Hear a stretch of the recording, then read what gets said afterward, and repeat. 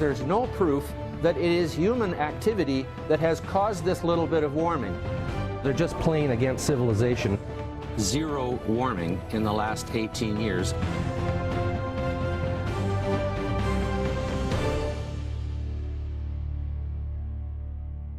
We are living in an age of misinformation. Celebrities, politicians, and eco-activists are spreading rhetoric that could actually be harmful to you and me. I'm Patrick Moore, the sensible environmentalist, and I'm about to set the record straight on fracking natural gas and some of the important products made from it. You've seen it all before: protests, bans, documentaries, even feature films, all against fracking. Whole cities banning natural gas, and Greenpeace campaigns calling polyvinyl chloride, also known as PVC or simply vinyl, the poison plastic. All these campaigns, legislation, and documentaries are based on rhetoric. It's time to start thinking critically. Let's start with fracking. Fracking is one of the dumbest technologies there is. We have no idea what is under the ground. You know, because we're an air-breathing land lubber living on the top skin of the planet, we think out of sight there's nothing down there. Actually, David, we do know what is below the surface. And deep down, sometimes more than a mile below the surface, is something called shale.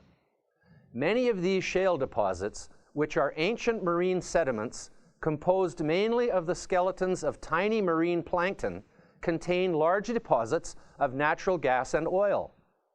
The gas and oil were formed under heat and pressure from the organic bodies of the plankton. Fracking is a way for us to access that natural gas. Hydraulic fracturing has been around for more than half a century, but recent technology called horizontal drilling has changed the way and amount of natural gas that we can access. And here's how it works. First, a drill rig is assembled and the drilling begins. During the entire drilling process, cement and steel casings are used to create an impermeable barrier between the well and the groundwater. After all, the gas companies don't want the natural gas to escape. The vertical drilling continues until it hits the shale zone, often 6,000 to 10,000 feet down, where it is directed to turn 90 degrees to allow horizontal drilling.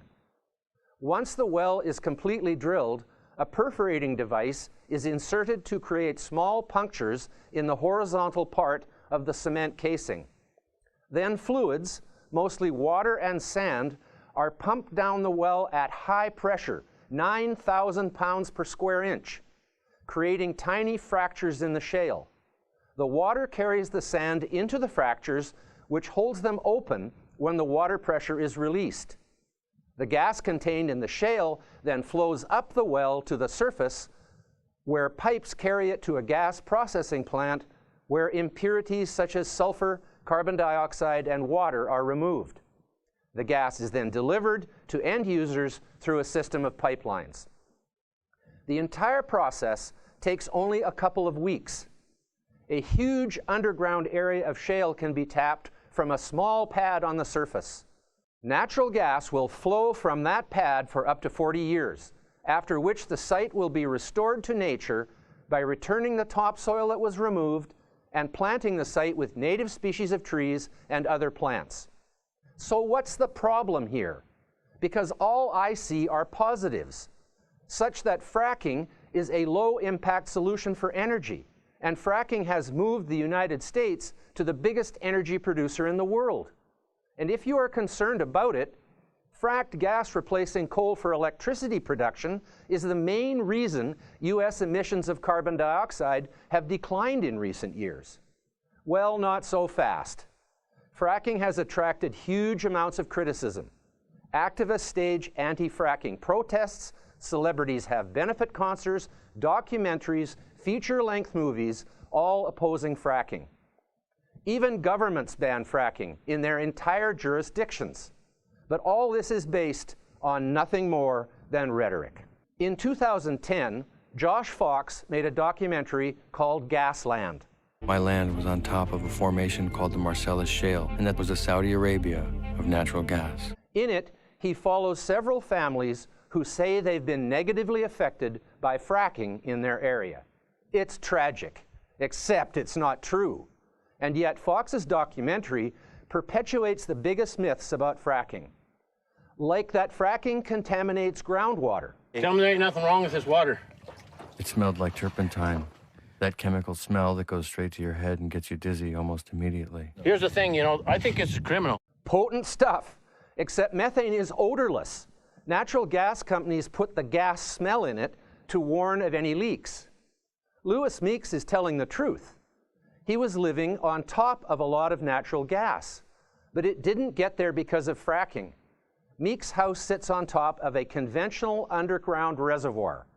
Conventional gas wells were drilled there in the 1980s, and when he drilled a water well, he struck the gas, probably because he went 240 feet deeper than the 300 feet he had a permit for. Of course, Fox left all this out of the documentary. He also left out the fact that Meeks water is safe to drink, according to the Wyoming Department of Environmental Quality. Lewis Meeks isn't the only story of so-called contaminated drinking water that Josh Fox found. The filmmaker found a whole town that claimed their water was affected from fracking. You see, the families in Dimock, Pennsylvania, were suing Cabot Oil and Gas for contaminated water. The Department of Environmental Protection was even planning to build a water pipeline into the town. A town needs clean water, and the government was going to provide it. Just take a look at this outspoken Dimock couple. We had iron, chloride, sodium, strontium, barium, 3 different types of uranium. 2 of them are weapons grade. Did you hear that? Weapons grade uranium. Simply impossible, as weapons grade uranium can only be produced by enrichment in a sophisticated factory. And here's what Josh Fox leaves out this time. The U.S. Environmental Protection Agency, or the EPA, wasn't going to take any chances with the possibility of weapons-grade uranium in the water, so they tested Dimock's water, and they found out it was safe. Let me quote from their press release. Quote, "The sampling and an evaluation of the particular circumstances at each home did not indicate levels of contaminants that would give the EPA reason to take further action. Throughout EPA's work in Dimock, the agency has used the best available scientific data to provide clarity to Dimock residents and address their concerns about the safety of their drinking water," unquote. I couldn't think of better news for the residents of Dimock, but for Josh Fox and the Sotners, it wasn't about the safety of their drinking water, it was about fame and fortune. The EPA recorded what happened when they gave the Sotners the good news. And Phelim McAleer got that footage through an access to information request. Take a look. No. She's got a problem. Look at. No, I'm. No, I want right here. I'm not sitting anywhere. I'm done with this. I am. Right here. You can finish this. I'm done. I'm getting myself too upset for shit. No, this is bull crap, man. I'm sick and tired of this. What happened to you people? Really? Listen. You guys aren't the same as you were 2 months ago, 3 months ago. You think I made this stuff up? This. You're out of here? Yeah, I'm not gonna, you want to sit down and talk rationally to me? How can I talk rationally with you when you guys won't even listen to anything we say? I'm listening to you. You're saying my water's fine, and we can drink it. We're telling you we tested your water. At this point in time, we found no contaminants in it. The people who watched Josh Fox's documentary and the media who reported on it only told the one side, the side where the poor people of Dimock, Pennsylvania were the victims, and fracking was the bad guy. But Josh Fox wasn't finished.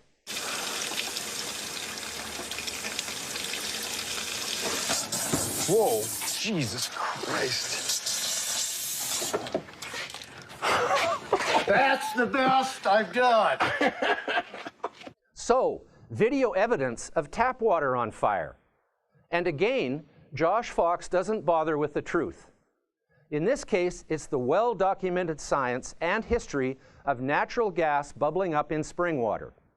Where do you think places like Burning Springs, New York, Burning Springs, West Virginia, and Burning Spring, Kentucky got their names?